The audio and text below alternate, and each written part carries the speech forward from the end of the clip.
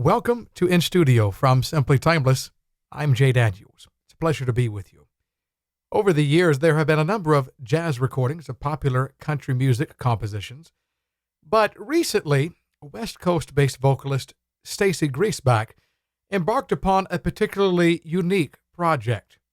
A lifelong fan of country music, she wanted to pay tribute to one of her musical idols, the legendary vocalist Patsy Cline. And just a few short weeks ago, Staci released the first full-length jazz tribute album to the music of Patsy Cline. We talk with Staci about that album, but also some of her own experiences in developing a voice for jazz music. Here's Staci. I grew up on a farm in Wisconsin, and, it was through kind of my childhood, we listened to all the great classic country artists, as well as, the country radio artists that were on at the time, not to date myself, but, I was a child of the 80s. And so, in our driving around doing farm chores or, going on family trips, back then, we didn't have access to all this wonderful technology where everybody could be with their own iPhone, with earbuds in, plugged into their own music. We had, the music of the family and whatever was in the glove compartment at the time. And there were a few cassette tapes that were on regular rotation, and it was Ernest Tubb. There was a Johnny Horton cassette tape, and there was George Jones. And then there was this green and gold Patsy Cline cover and the greatest hits cassette. And it was funny, I recently spent some time with my parents, and my mom reminded me, I said, can you bring that cassette tape? Because I think it'd be fun to show it when I'm doing interviews. And she said, Staci, that is long gone. We wore that tape out.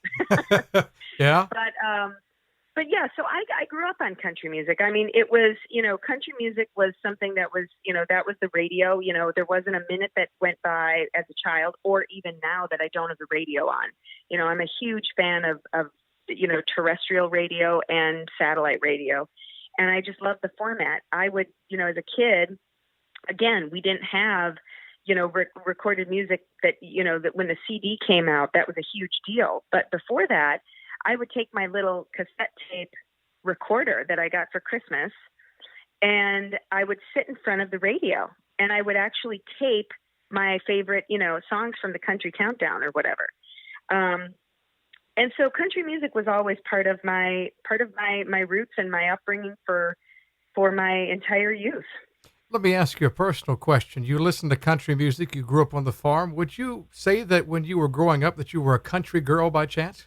Well, of course. Yeah. I mean, we raised cattle. We had dairy replacement heifers. We had my mom raised chickens for a while. And then, we were into commercial cropping. So, corn and soybeans, alfalfa, but yeah, there were days where, especially in high school, you'd go out and you'd finish baling hay and you'd have to unload all the wagons. It's not easy work. And then you'd rush in and quick get ready. And family, we had one bathroom. Family would quick get ready in the old farmhouse. And then we'd rush to go to the rodeo, and celebrate, or the county fair to see a concert. And that was just kind of part of our childhood. That was part of the upbringing. That was part of the lifestyle, and it still exists in a lot of rural America today. Much of that great Americana kind of living. It reminds me a lot of when I was growing up in Central Virginia. Now, Staci, I did not work on a farm.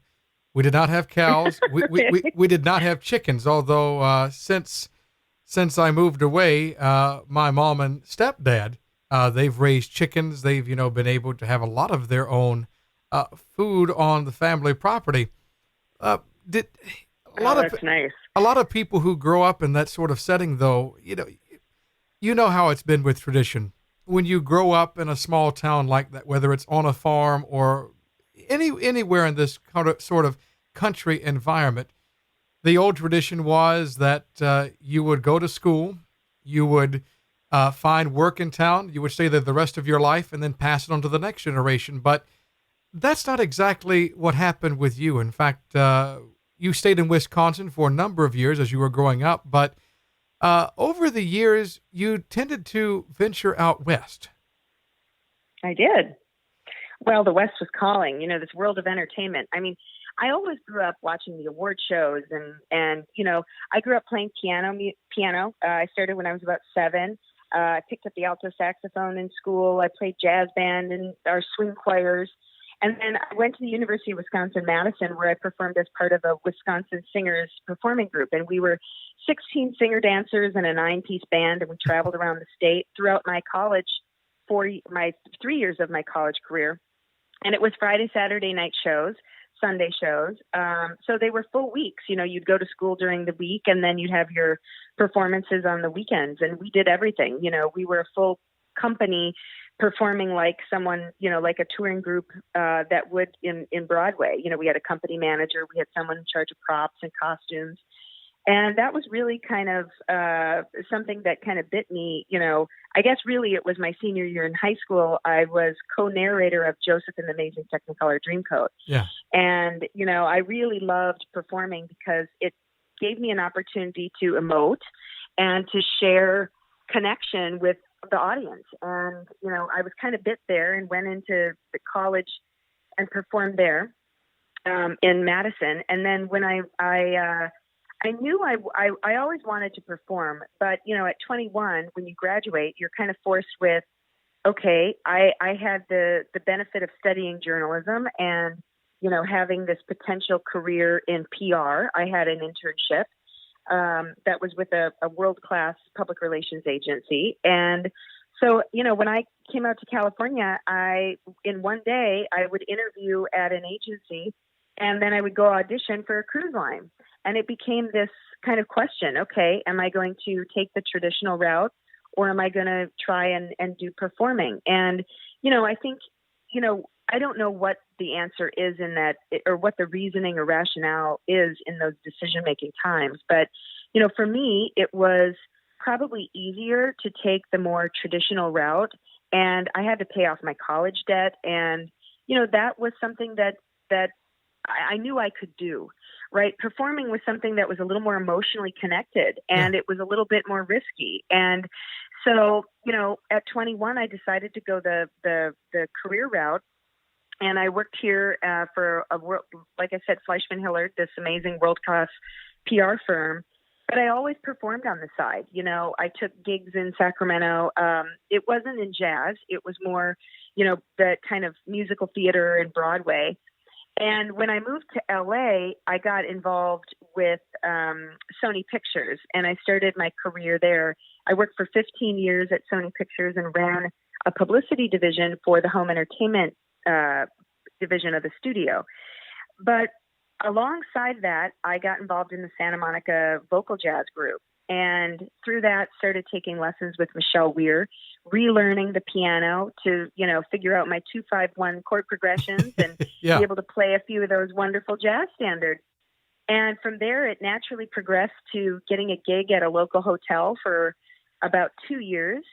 And that's when my jazz bug really, really bit. And I started, going to Newport Jazz Festival and Monterey Jazz Festivals. And so it was kind of natural when I decided to record something that the two shall meet between country and jazz.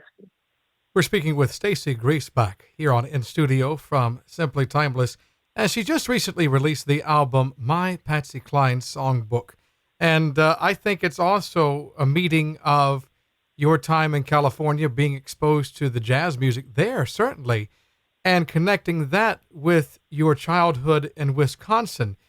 So you have been performing jazz for a while, so it's not as though you're a stranger to the format by any means, but you were about to embark upon another new adventure, and you thought, maybe I'll record an album. How long had you thought that you might want to go into the studio to record your works? Well, I started performing at this hotel. I want to say it was maybe 2013 or 14. And, after a couple of years of doing that, it was wonderful. The Great American Songbook, I mean, they're just magical songs. These composers and the lyricists that worked with the composers, I love looking through old sheet music and discovering old tunes that I don't know, and from the movies, from the musicals, there's so much to work with there. Yes. But for me, it didn't feel authentic, playing kind of in a venue like a hotel where people are coming in and out. I wanted to create something that felt really, truly me, that I could relate to, and that then I could share with someone else in a connected way.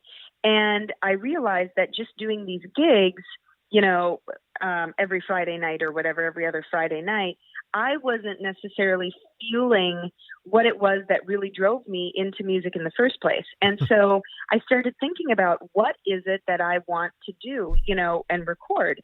And it was hard because a lot of jazz singers, I looked at all the wonderful female singers that I look up to, Jane Monheit, Sarah Gazarek, Tierney Sutton, these women that have come before that have, gone to the Great American Songbook and mined these beautiful songs to create then their sound. And I was trying to figure out which songs I would use and how would I do it and what would be different about me. Like why would someone want to connect with me that would be different than all these other wonderful women that have already done this? How could it be different? And one day I came home from yoga on a Saturday, and usually my Saturday afternoons are dedicated to vinyl. And I go over to my vinyl collection. I just pick one and put it on. Yeah. And this particular Saturday, I remember it because I ended up writing Michelle right away. It was a Saturday in October of 2015. And I pulled out Patsy Cline's Greatest Hits, and I thought, I haven't listened to this in a long time. And the minute I dropped the needle, I thought, hey, I just did this Ella Fitzgerald Centennial tribute. We looked to Ella, we looked to Sarah. To me, I would put Patsy Cline right on that same wavelength. She didn't have as long of a career because she didn't live as long. But I consider Patsy kind of my Ella, my Sarah. And so immediately the idea was born, and I took it to Michelle along with a copy of her CD. And I said, the first song let's work on is She's Got You and Why Can't He Be You? And they're two of my favorite songs on the album because of that. When you were getting this concept together for producing an album in tribute to Patsy Cline, you weren't looking to necessarily recreate the original recordings, but you, again, wanted to do something that was you, that had your personal touch. How did you bring those two together, the music of Patsy Cline, but also your own voice within not only the singing, but the arrangements as well? Well, you're absolutely right. I did not want to do a cover album. In my opinion, these great women are, there are impersonators out there and they serve a purpose. People love to go hear someone singing like Patsy because it takes them back in their own memory bank of memories that they have a process with, right? Yes. And I think that's a wonderful thing, but it already exists, and that wasn't my intent. My intent was really to find and develop my own voice. This is new for me. This is my first recording, the first time I've been in the studio, the first time I'm self-producing an album, the first time I'm pulling all these musicians together and arrangements.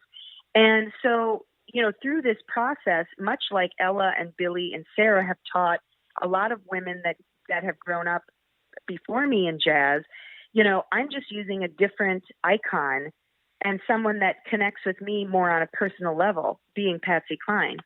And so, through this, and I can't say that sitting here on my couch in my condo in Santa Monica, California today in September, that it is, that I found it. This is, I think, a process as an artist. I'm starting to find my voice. And, Patsy was someone that I could comfortably look to as a teacher. She was inspirational in so many ways because she was a trailblazer. She wanted to sing. And in reading her autobiographies, she made it happen. She set herself a goal and she went for it. She was the first female country singer to be inducted into the Country Music Hall of Fame. She was the first female country singer to perform at Carnegie Hall and to headline a show in Vegas. And I think that kind of trailblazing spirit lends itself to someone doing something different with her music and not doing the traditional, kind of renditions. That said, on the flip side, when I was going about these arrangements, and Michelle Weir, who kind of started this whole project with me, was very good about asking me really good questions about, what did I envision this album to be, and what did I envision the songs to look like? And one of my points was that I wanted it to be approachable. I wanted someone who is a country music listener to possibly be introduced to jazz in a new way. I love the jazz format, and I see country music fans growing by the swarms, right? And I thought maybe there's a way that through using wonderful lyrics and songs that country music fans can, be attracted to, maybe they can be introduced to jazz in an approachable way. And that was my mission with this too, in looking at, can we bring some country music fans, much like I was, into the jazz genre and become, a fan of the format. And I think we have a bad habit of placing certain musical genres into a box. Jazz especially, people say, well, this isn't jazz. This is R&B, or this is more pop. I think really sometimes those lines are blurred, Staci. And there may be some who, when they approach this album, either as a dyed-in-the-wool country fan being introduced to jazz, or a dyed-in-the-wool jazz fan being introduced to the country, they may say, well, that's too much jazz, or that's too much country. What would you say to those people who might have that sort of response to the album or to this effort? Well, not to date this interview, but, we are talking about, right now we're in the middle of Ken Burns airing his country music documentary. And, it's interesting that he points out, this cross-pollination of music that happened decades and decades and generations ago. To me, music breeds music, and music influences music. And it's kind of a metaphor for life too, right? When you really step back and think about it, we're influenced by what came before us, by what we know, what we've been exposed to. And not to sound all preachy, but I really personally feel in my heart that, we're at a special time in music right now where the lines are blurring. You see a country music hit on Billboard being questioned because there's certain influences of other musical genres in it. And, to me, I look at it and think, this is just the next step in whatever musical progression we're moving forward in. I watched a really great interview by Vince Gill with Dan Rather. I love Dan Rather's The Big Interview. And Vince made some mention, Dan had asked him about, what do you think of new country music? Because there's, people love to have opinions, and that's a wonderful thing. We are allowed for those. We live in a beautiful country that allows for that.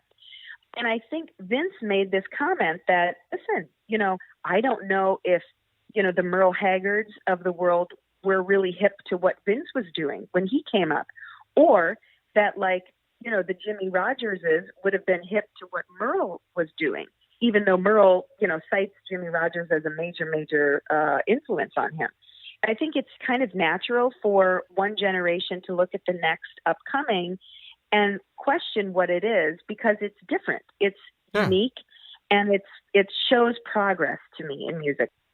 And I think there's a wonderful point that you brought up, this cross-pollination, not even speaking musically, but speaking about some of the inspirations for these songs.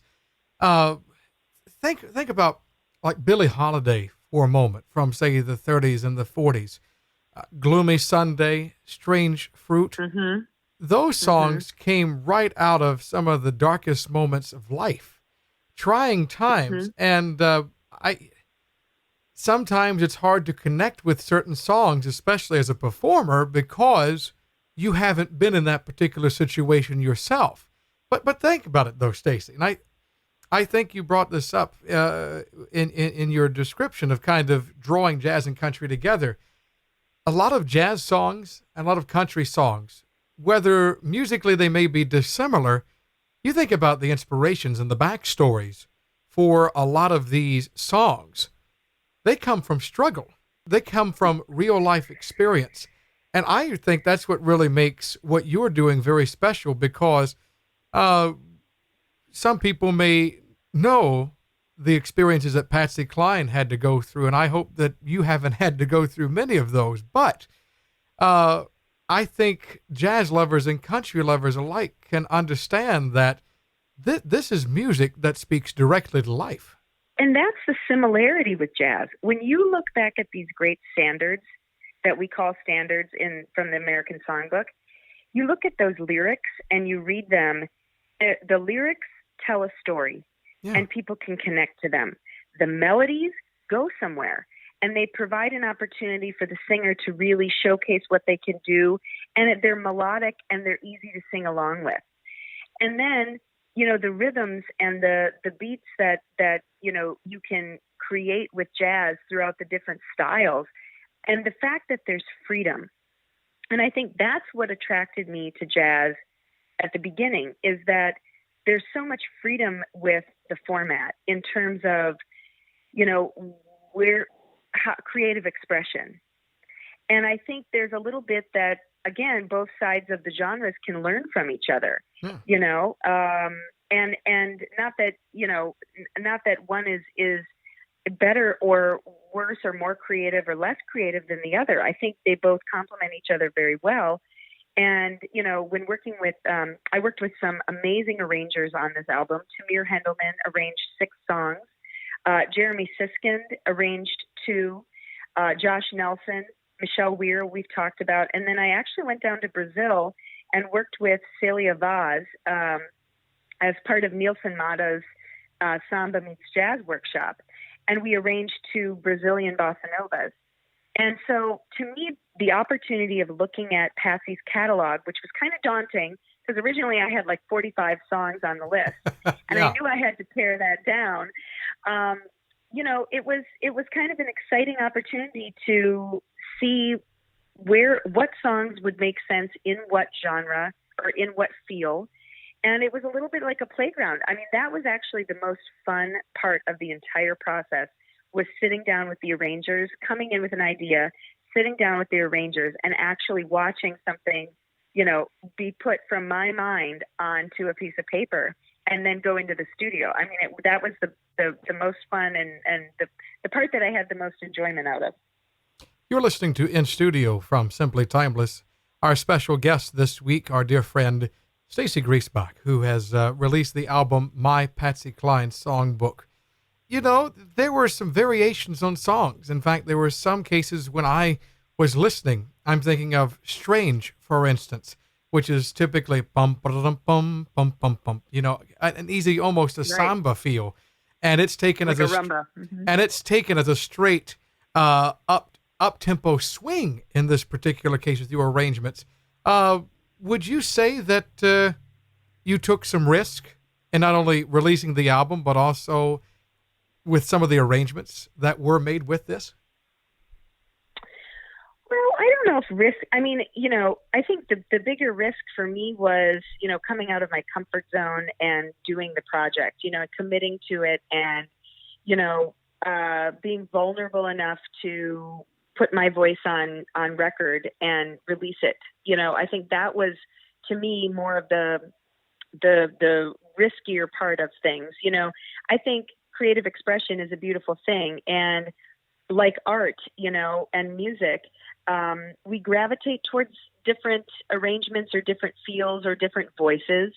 And that's what makes the musical community beautiful, is that there's no ceiling. There's no limit to the number of singers that can produce music, or, piano players that can sit down on a piano and play. And so I think that's beautiful. And that opens up the door to, everybody having a voice and finding their voice. And I think that is sort of my biggest risk that I took with this, was just taking a risk on taking a risk on myself and Yeah. putting myself out there. In terms of the arrangements, Jeremy Siskin brought to me both Strange and Walking After Midnight. And those two songs, he wanted to put a little different spin on. One being, as you were talking Strange, the 251 feel felt really natural. And he was like, listen, all we need to do is change this and this and add, a few, an introduction here, and we've got a standard. For Walking After Midnight, when he first brought the chart to me, I was questioning a little bit because there's so much space in between the lyrics. And really, I think it was in the studio that came together. Bob Shepard was playing on that day, and I asked him if he could stay a little later. Jeremy was coming into the studio around 3 or 4 o'clock that afternoon. And I said, Bob, would you play on that? And the minute that Bob Shepard, put that saxophone to the microphone, it came together in a heartbeat. And I think that song, Jeremy just wanted me to trust him on that. And that was the one arrangement that kind of stretched a little bit further than the others on the album, I would think. If I had to pick one, and there are several favorites, but I would say if there were a personal favorite of mine from the album, I think it's Leaving on Your Mind. That song right there. Patsy's version. Well, yeah, it can make a girl cry, can it? Patsy's version from '63, number one. That's a fantastic recording. But what you were able to do with that in a jazz setting, I think really adds a new dimension to that. And I would encourage people to invest the time to listen to this. And the truth is, unless you were knowledgeable about these being country songs, if you listen to this album just as a jazz aficionado, it would be hard to attach a label of these being country songs to those recordings. And we're so thrilled to see this come through for you. I remember meeting you last year in New York. Actually, no, earlier this year in New York at Jazz Congress, and hearing about your work. And so glad to see it coming through to fruition. And as you continue on in your career, both personally and professionally, I do have to ask one question that hopefully will help keep your focus and mine on the right things, and that is this. Why music? Well, I mean, to me, it's a spiritual connection. It's a spiritual thing. I do think that, we're always focusing on the human experience, right? And if we're in the human experience and we're in the present moment, music to me brings me into that present moment, I guess is the best way to say it.